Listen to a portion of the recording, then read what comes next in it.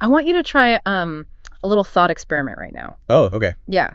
Think back to the last time you experienced a coincidence that was just so specific, so incredibly jarring, that it actually made you stop dead in your tracks. You mean those moments where your brain just kind of short circuits for a second? Exactly. Like, you know, the exact kind I'm talking about. You're sitting there thinking about an old friend you haven't spoken to in, I don't know, a decade. Right. Maybe someone you even had a terrible falling out with. And then, literally before the thought even fully forms in your mind, your phone buzzes. And it's a text from them.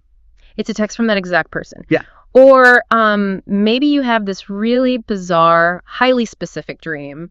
You dream about a strange house with like a yellow door and a broken weather vane on the roof. Okay, super specific. Right. And then the very next day you're driving, you take a wrong turn in a city you've never even visited, and boom, you find yourself parked directly in front of that exact house. Yeah, that's the kind of thing that messes with you.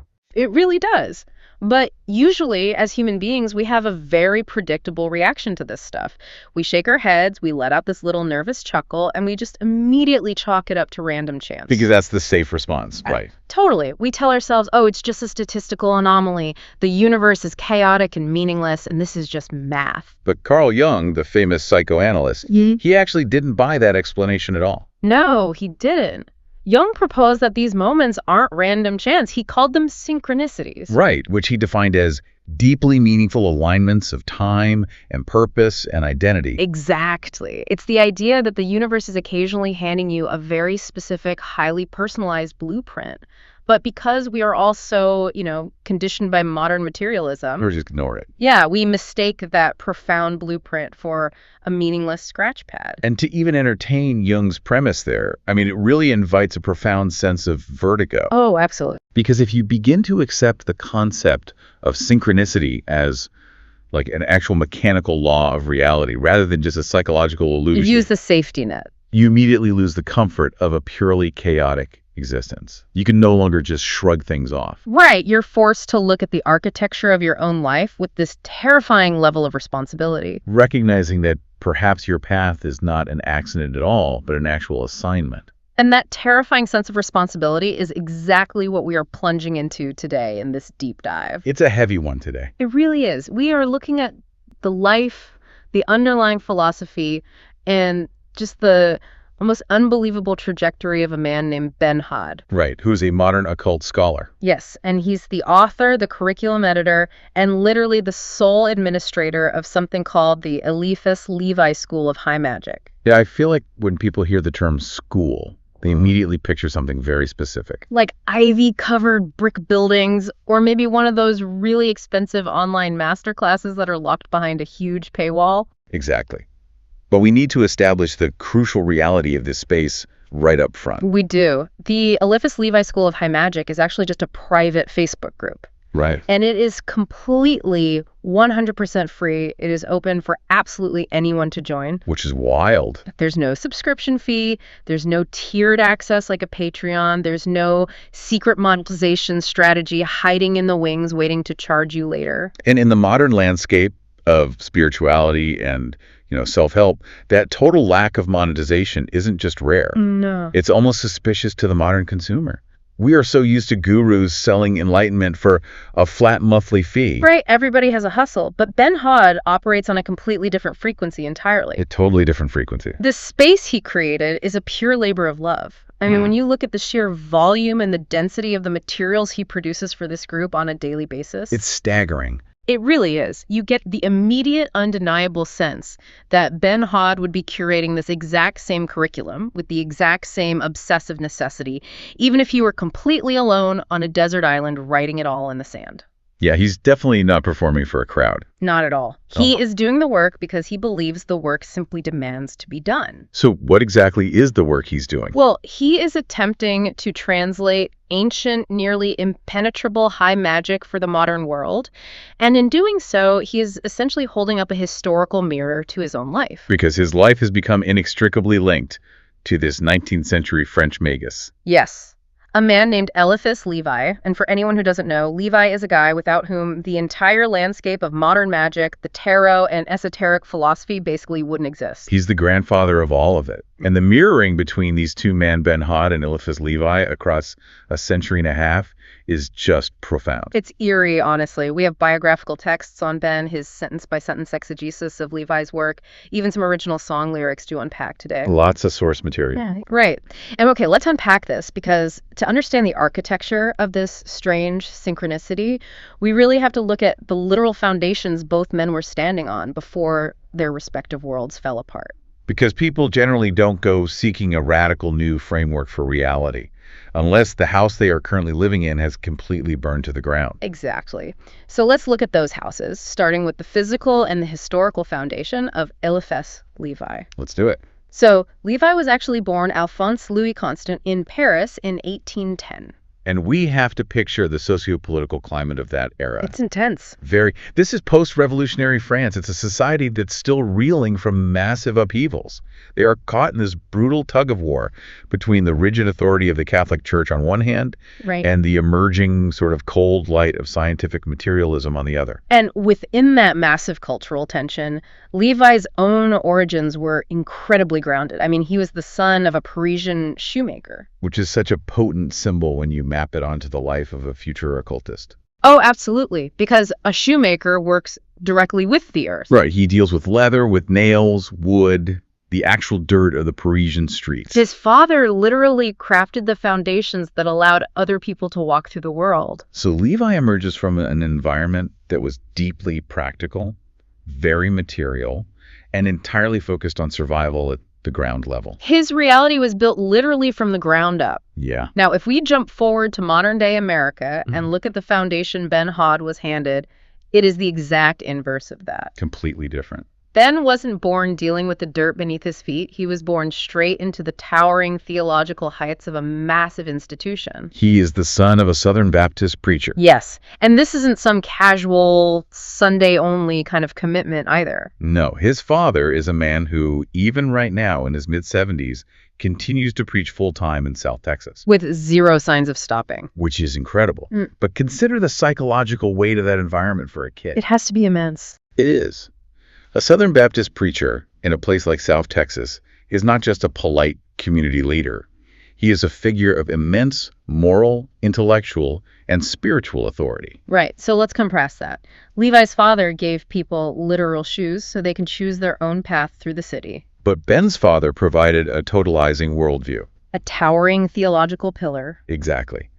And a foundation that massive dictates everything. It dictates the sky above you. It tells you exactly where the boundaries of the universe are, what happens after you die, and how every single moral equation in your entire life has to be solved. For a child growing up inside that structure, the doctrine isn't just an abstract idea. It is literally the air they breathe. And Ben didn't just breathe the air. He put on the uniform. He did. He took on what the sources describe as the mask of ministry. He became a worship leader and a college pastor. Right. He stepped right into the family business of being the designated communicator of the divine. But what's fascinating here is that Elvis Levi did the exact same thing in his era. Yes.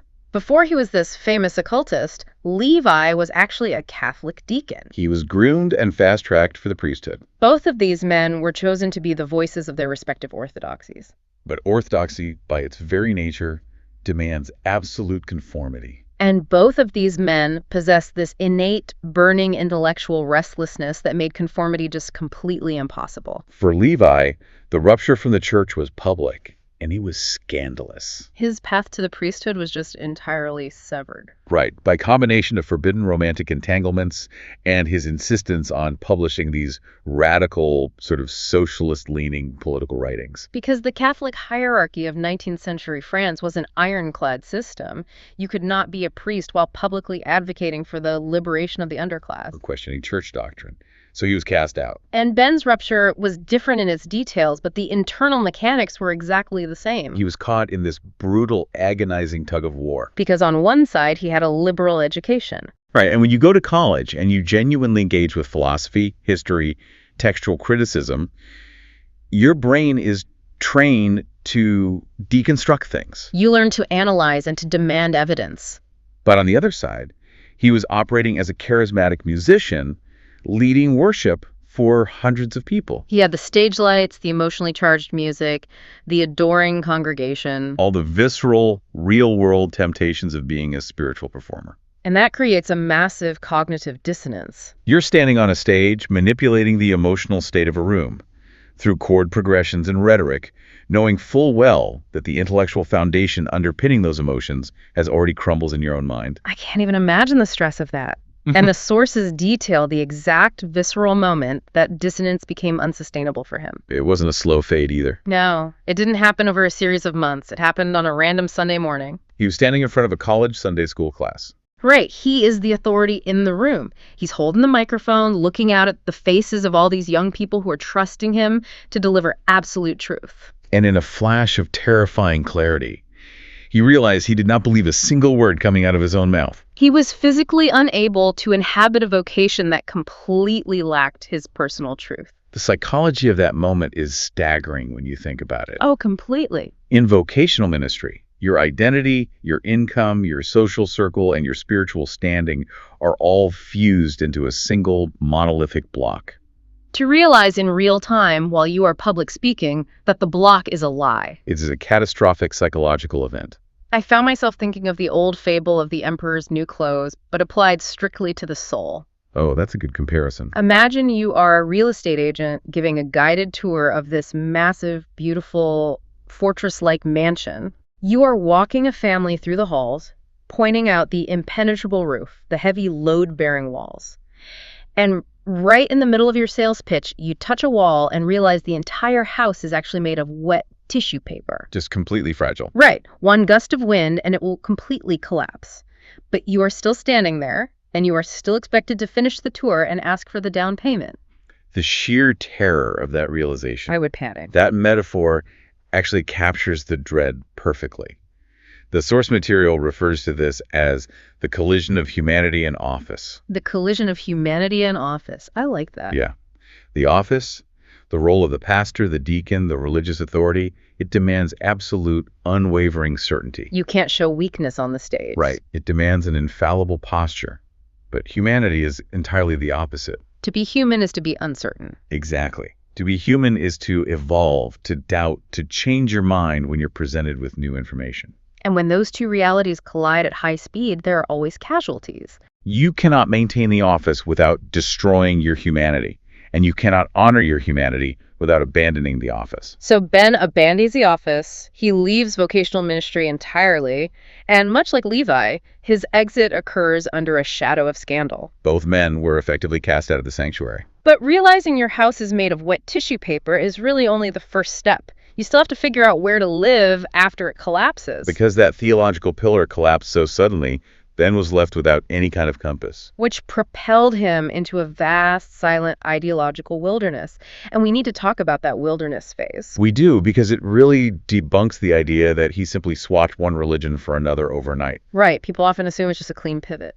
But when you lose a totalizing worldview, like conservative evangelicalism, your immediate reaction is rarely to seek out another mystical framework. No, the trauma of the betrayal pushes you toward the polar opposite. Exactly. The timeline here shows that after leaving the pulpit, Ben spent years exploring pragmatic agnosticism. He even eventually swum all the way over to hard material atheism. Which honestly makes total psychological sense. It really does. If the magical thinking of a loving God orchestrating every single detail of your life is what ultimately betrayed you, the safest place to retreat is a worldview devoid of magic entirely. You just embrace the void. You tell yourself, look, we are just highly evolved primates floating on a rock in a dead universe, and nothing means anything. It's a profound defense mechanism. It is. You adopt this Nietzschean view of the world to protect yourself from hope.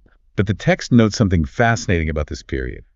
Throughout his entire atheist phase, his spirituality remained a persistent ghost. The persistent ghost. Yeah. Atheism might answer the intellectual questions, but it often completely fails to satisfy the innate human drive toward meaning. Or toward ritual, or the transcendent. Right. You can logically dismantle the church, but you cannot easily excise the human soul's desire to participate in something larger than itself. And that ghost finally materialized, forcing him to confront it head-on during a very specific historical moment. The global stillness of the COVID-19 pandemic. Which changed everything for so many people. The enforced isolation of the pandemic operated as a massive cultural pressure cooker. Oh, for sure. You strip away the distractions of daily commutes, the social obligations, the white noise of modern society. And people were suddenly locked in rooms with their own unexamined ghosts. And for Ben, who was 45 years old at the time, which is a period already fraught with midlife urgency, he could no longer outrun the questions. So he stopped running. He did.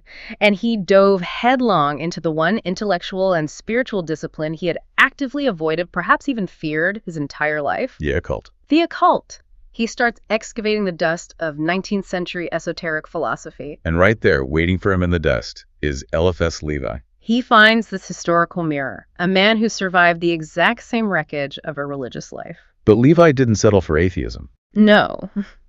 Levi claimed to have sifted through all that rubble and found what he called the universal medicine. Now, before we go further into the deep dive, we really have to clarify what that phrase means. Yeah, because when modern people hear universal medicine, they immediately think of, like, a literal pill. Or a physical cure for a disease. Right. But in occult and alchemical terminology, the universal medicine has nothing to do with curing a physical ailment. Think of it as a metaphysical operating system update for your soul. An operating system update? I love that. Yeah, the alchemists believe that the fundamental sickness of humanity isn't physical at all. It is a sickness of ignorance. Exactly. Ignorance, illusion, and being disconnected from the divine architecture of reality. So the universal medicine is a panacea for that spiritual sickness. It is a fundamental truth, or an energetic alignment, that strips away the illusions of the material world and restores the practitioner's connection to absolute truth. And Levi claimed to possess this understanding. Which is a bold claim. Very bold.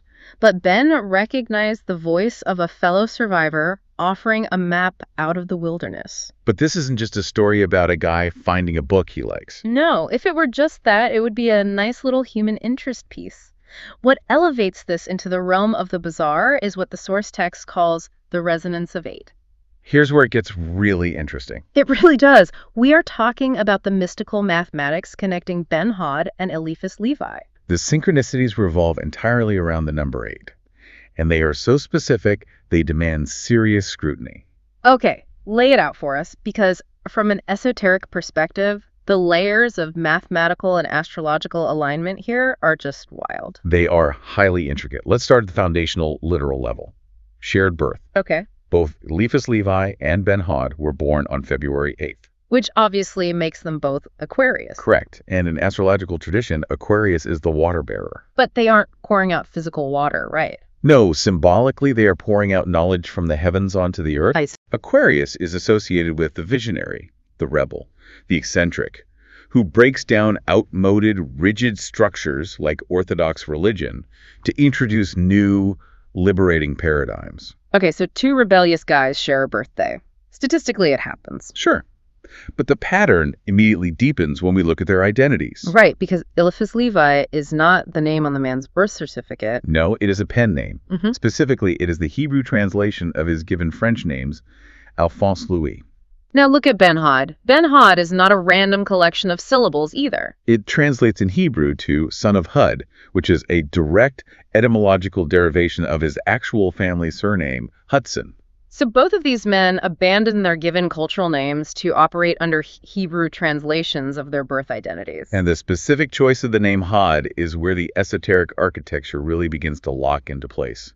Because to understand why, we have to look at the Kabbalah and the Tree of Life. Yes. Let's slow down here for a second, because the Kabbalah can sound like absolute gibberish to anyone not already immersed in it. It is notoriously complex. What exactly is the Tree of Life? We aren't talking about a literal oak tree with glowing leaves. No, not at all. Think of the Tree of Life as a massive metaphysical circuit board. A circuit board, okay. In Hermetic Kabbalah, the universe doesn't just exist as a random soup of matter. It all emanates from a single, unknowable divine source, which they call the Ein Sof. The Ein Sof. Yes. And as that pure divine energy travels down into our physical reality, it passes through 10 specific nodes, or transformers. Like stepping down the voltage. Precisely. These nodes are called the Sephiroth. Each Sephiroth steps down the voltage of the divine energy and gives it a specific characteristic. Like justice, or mercy, or beauty, or foundation. Exactly. Okay, so it's a circuit board mapping how divine energy becomes physical reality. Where does Hod fit into this circuit? Hod is the 8th Sephira on the Tree of Life. The 8th. We are right back to the number 8. Always back to 8. And the function of HOD on this circuit board is crucial for what Ben is doing. What does it do? HOD represents the intellect, communication, structure, and language. Ah, I If saw. you want to take abstract divine inspiration and actually write a book about it, or build a curriculum, or formulate a ritual, You have to use the energy of Hod to format it. precisely. And crucially, in the Hermetic system, every Sephira is ruled by a specific planetary energy. Okay.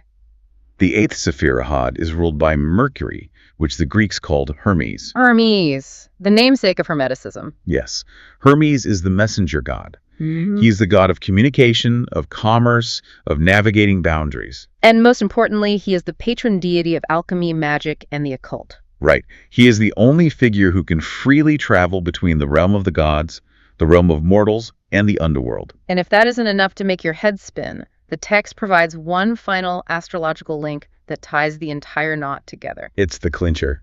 When you cast Ben Hod's actual astrological birth chart, calculating exactly where the planets were at the exact moment of his birth, Mercury, the ruler of the 8th Sephira, the patron of the occult, is sitting directly inside his 8th house. that is just wild. Well, the astrological houses represent different spheres of human experience, and the 8th house is historically the most misunderstood and feared sector of the zodiac, Why is it feared? because it is the house of death, of profound psychological transformation, of taboo, and of the occult. It is the house of resurrection. So let's just tally this up for you listening at home. Yeah, let's review the math. You have two men, separated by a century and a half. Both are born on February 8th. One translates his name to Hebrew to become a magus. The other uses a Hebrew name that literally maps to the 8th node on the cosmic circuit board. That 8th node is ruled by Mercury, the god of magic. And in this man's birth chart, Mercury is sitting in the 8th house, the house of the occult and resurrection. The mathematical loop is completely closed. It's airtight. And the text implies that this overwhelming web of synchronicity is the actual fuel source. It is what drives Ben's absolute desert island obsession with resurrecting Levi's genius for the 21st century. Now, I have to stop us right here. Uh-oh. Because I know exactly what the skeptics listening right now are thinking, and honestly, I share some of that skepticism. Sure, you have to. Human brains are quite literally biological survival machines, right? And they survive by recognizing patterns. It's a phenomenon called epiphania. Yes. If you buy a red Honda Civic, suddenly you see red Honda Civics at every single stoplight. It's not that the universe generated more red cars while you slept. No, it's that your reticular activating system is suddenly filtering for them. Right. So if a guy is born on the 8th and he likes the occult, of course he's going to go digging into charts and ancient texts until he finds enough 8s to make himself feel like he has a cosmic destiny. That's a fair point. Aren't we just looking at a very articulate, very well-read man who is tricking his own brain into finding purpose after the trauma of losing his religion? Isn't this just massive confirmation bias? That is absolutely the most important counterargument you can make. Right. And honestly, an occultist like Ben Hod would actually welcome that critique. Wait, really? Yeah, because here is how the Hermetic framework addresses that exact skepticism. Hermeticism operates on this core axiom: as above, so below, as within, so without. Meaning what, practically? It posits that the subjective internal psychology of the observer and the objective external mechanics of the universe are not completely separate things. They're tethered together. Exactly. So the distinction between a psychological trick and a divine mandate is ultimately a false dichotomy. Oh, I see. Whether this web of 8s is a statistically improbable miracle orchestrated by some invisible god, or is simply a hyperactive manifestation of pattern recognition by a traumatized psyche-seeking structure. The result is exactly the same. The result is the same. The pattern functioned as an ignition switch. It activated Ben. It gave him the psychological and spiritual permission to fully inhabit this grueling, obsessive work. Right. In esoteric philosophy, you judge the magic by its material results. The numbers compelled him to action. That action is very real, therefore the mechanism, the synchronicity, served its ultimate purpose. Precisely. You judge the magic by its material results. That is actually a perfect bridge into how this looks day to day for him. Because the action the numbers compelled him to take is honestly exhausting to even look at. It really is. This grand resurrection of 19th century high magic isn't happening in some secluded ashram. Or a dusty, candlelit abbey in the European countryside where he can just sit and meditate in silence for 10 hours a day. No, it is happening in the most shockingly mundane, high-stress, everyday circumstances imaginable. Which brings us to the concept of the modern magus. Right, because there is this persistent cultural misconception that the esoteric path requires total escapism. People think you have to retreat to a mountaintop, renounce all your worldly possessions, and just meditate away the physical plane to achieve enlightenment. But the Hermetic tradition demands the exact opposite of that. Hermeticism teaches that the material world is not a prison to escape. It is a laboratory to master. A laboratory. And you cannot construct a more rigorous laboratory than Ben's current life. Let's talk about his day job. He is a financial planner living in West Texas, and he is a single father raising a 9-year-old daughter. We are talking about a man who is literally managing client portfolios, tracking inflation rates and market volatility. Doing the morning school drop-off, sitting in West Texas traffic. And then turning around in his free time to translate esoteric French philosophy. He bridges the incredibly mundane and the intensely mystical every single day. Which is the ultimate stress test for Levi's philosophy, if you think about it. How so? Well, if Levi's universal medicine only works when you are sitting in a perfectly quiet room smelling incense, it isn't very universal, is it? Ah, right. It has to work just as well during a tense PTA meeting or when a client is panicking over a stock market dip as it does inside a ritual circle.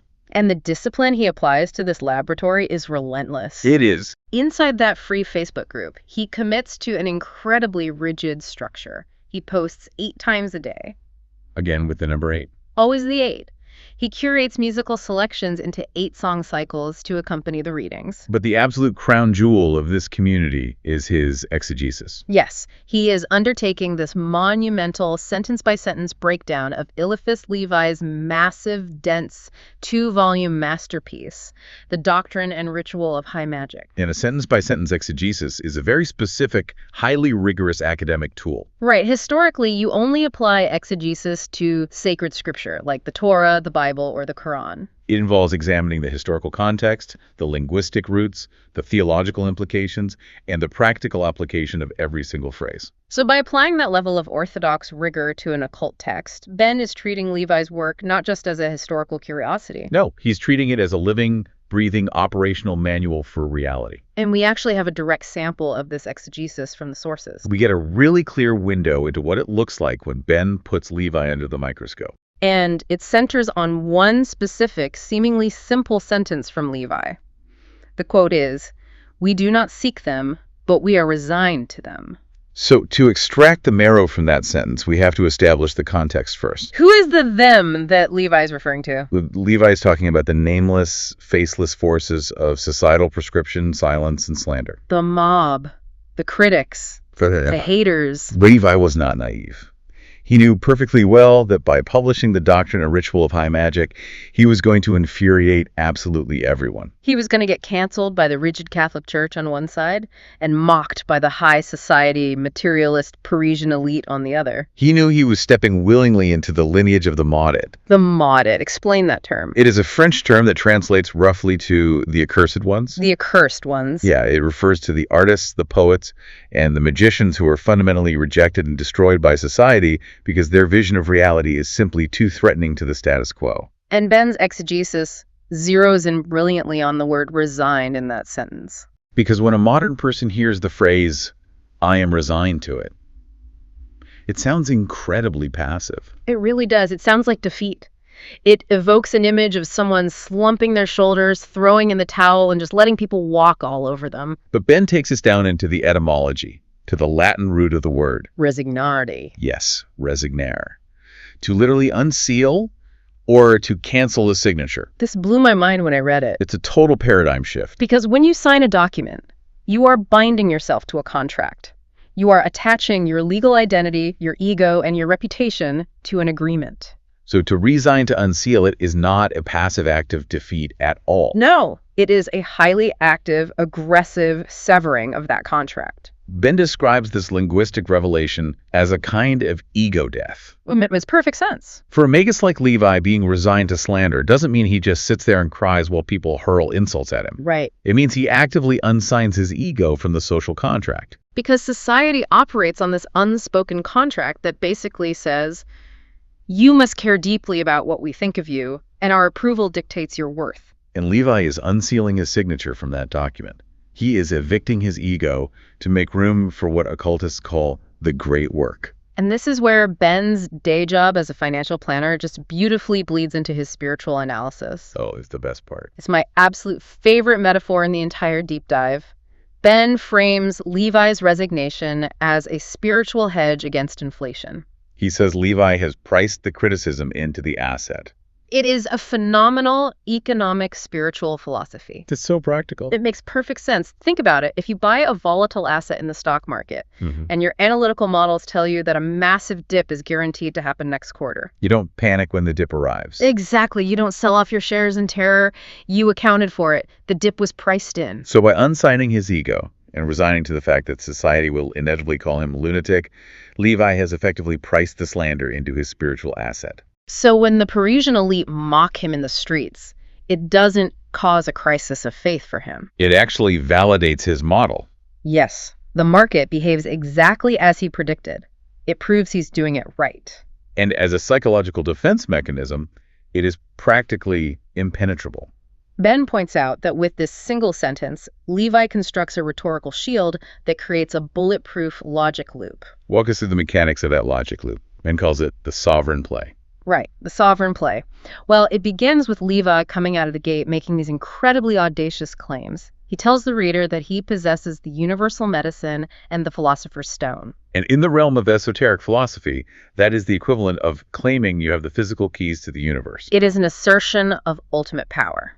Naturally, anyone reading that is immediately going to think, this guy's a narcissistic fraud. Obviously. But before the reader or the critic can even vocalize that attack, Levi pivots.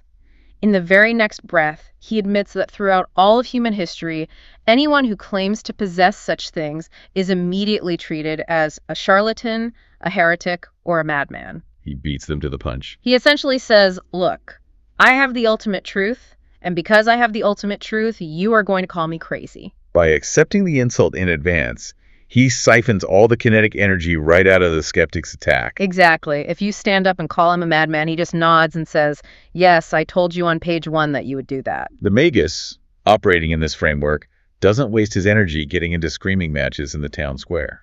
Or in modern terms, he doesn't spend 3 hours debating people in a Facebook comment section. He doesn't argue with the crowd. He simply allows them to be wrong while he goes about the great work. And Levi solidifies this defense by grounding it in a very specific historical lineage. He isn't the first person to experience this. He is just the latest in a long line. He name drops a who's who of the esoteric outcast, beginning with Paracelsus. Paracelsus is a fascinating figure, a Swiss physician, alchemist, and astrologer in the 16th century. Yes, and a notoriously difficult personality by all accounts. Paracelsus revolutionized medicine by introducing chemistry into the field, but he was constantly chased out of towns by the medical establishment of his day. And Levi calls him divine, making the point that what the uninitiated masses saw as abrasive madness was actually an advanced, paradigm-shifting genius. They simply lacked the capacity to understand him. Then Levi brings up Cornelius Agrippa. Right. Agrippa wrote the 3 books of occult philosophy in the early 1500s. And in Ben Hod's exegesis, he notes that Agrippa's work is essentially the Bible for people who obsess over the mechanics of reality. It's the foundational textbook. But Levi explicitly points out Agrippa's unfortunate reputation. He was constantly dogged by rumors of black magic, and he died in poverty, hounded by creditors and critics. But the darkest and most sobering historical mirror Levi holds up is Urbain Grandier. Urbain de Grandier. He was a French Catholic priest in the town of Loudun in the 1630s.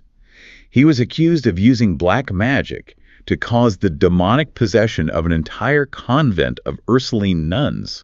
The Loudun possessions. It's one of the most famous witch trials in history. And it was almost entirely political. Really? Oh, yeah. Grandier made powerful enemies, including Cardinal Richelieu, the chief minister of France.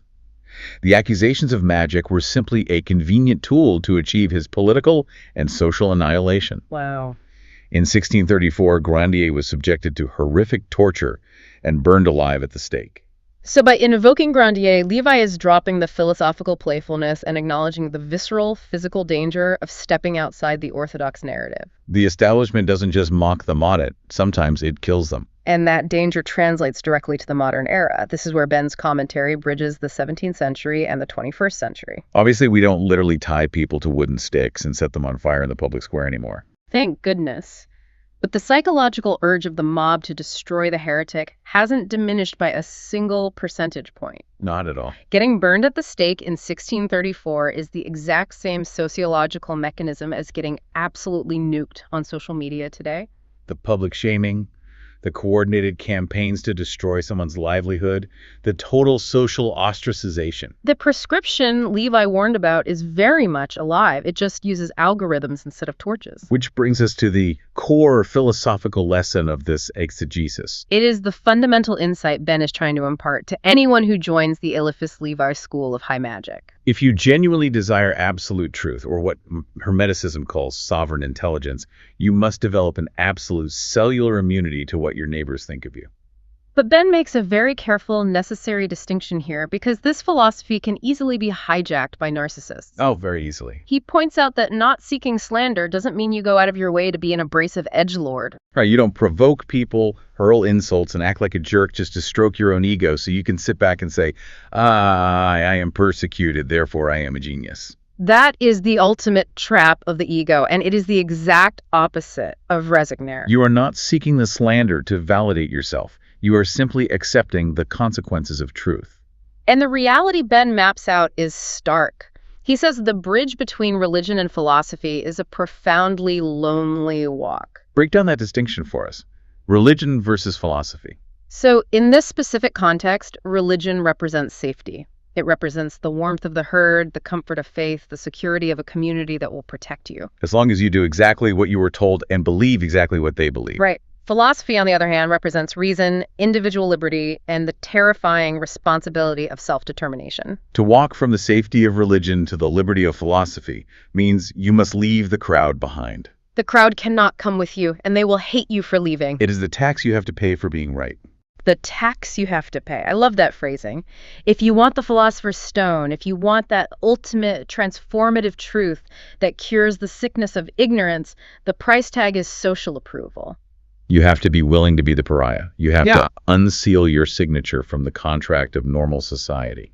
And what makes Ben Hod's approach to this so uniquely compelling is that he doesn't just leave this intense sentence-by-sentence intellectual excavation in the realm of academic theory. He doesn't just write a massive, dense Facebook post and call it a day. No.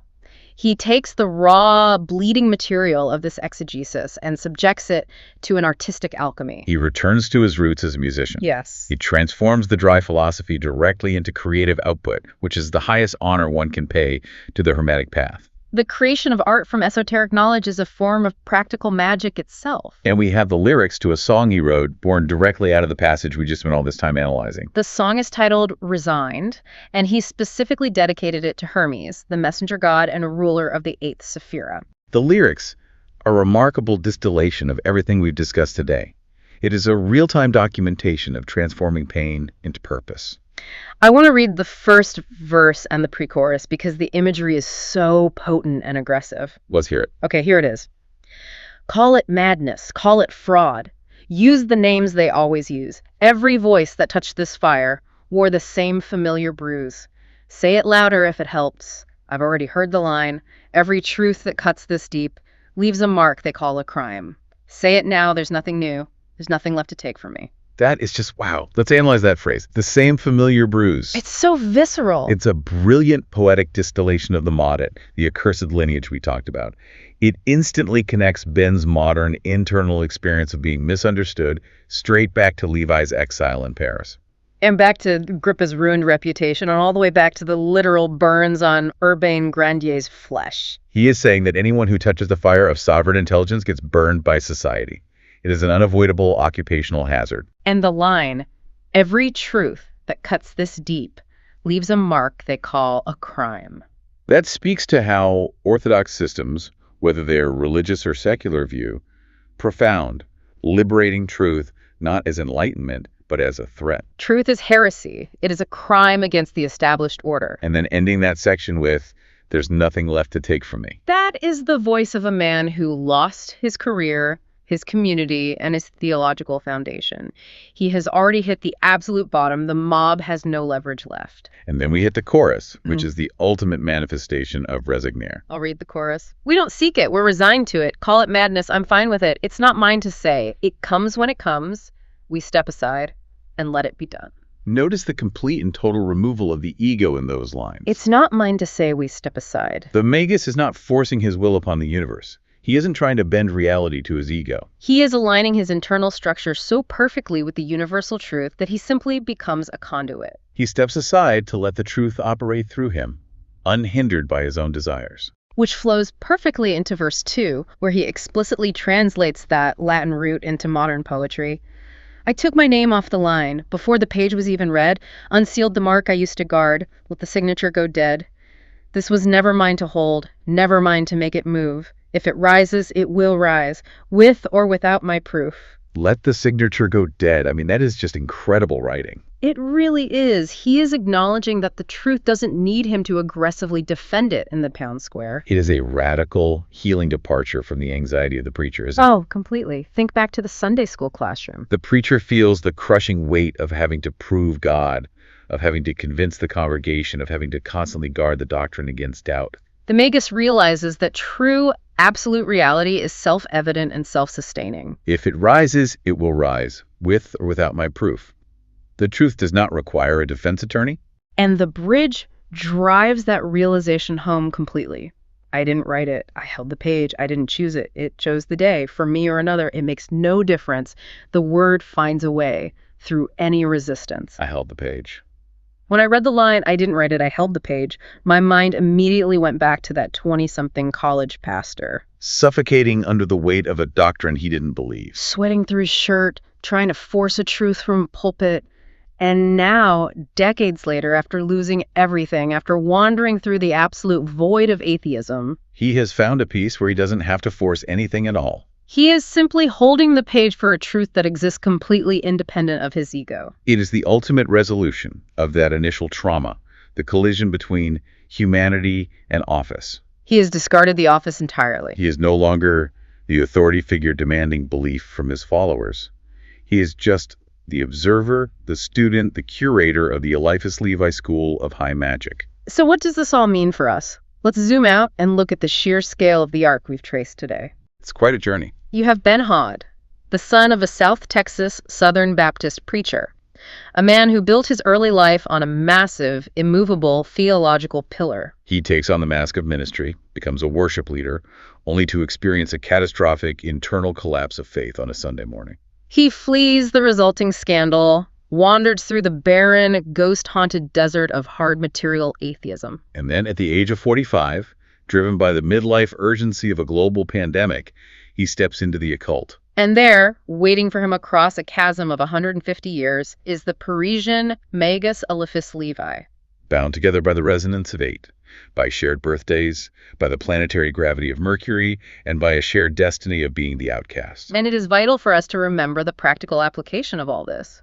Ben Ha's ultimate goal with that free Facebook group, the space he tends to with such obsessive desert island necessity, posting 8 times a day between client meetings and school runs, isn't to convert everyone into a practicing occultist. He isn't trying to build a new religion to replace the old one. His goal is simply to demonstrate that sovereign intelligence and absolute truth are universally available. They are available to anyone willing to brave that lonely, perilous walk between the safety of faith and the liberty of reason. And he is proving that you can walk that terrifying path even if you are just a financial planner living in West Texas, dealing with the mundane realities of modern life. He found his universal medicine not by escaping the world, but by unsealing his signature from the world's expectations. Which brings us right back to where we started our conversation today. We talked about synchronicities. We talked about the idea of the universe handing you a blueprint. Ben Hod saw his blueprint, however strange and mathematically improbable it was, and he had the courage to follow it. Even when it led him away from safety, away from his community, and away from everything he knew.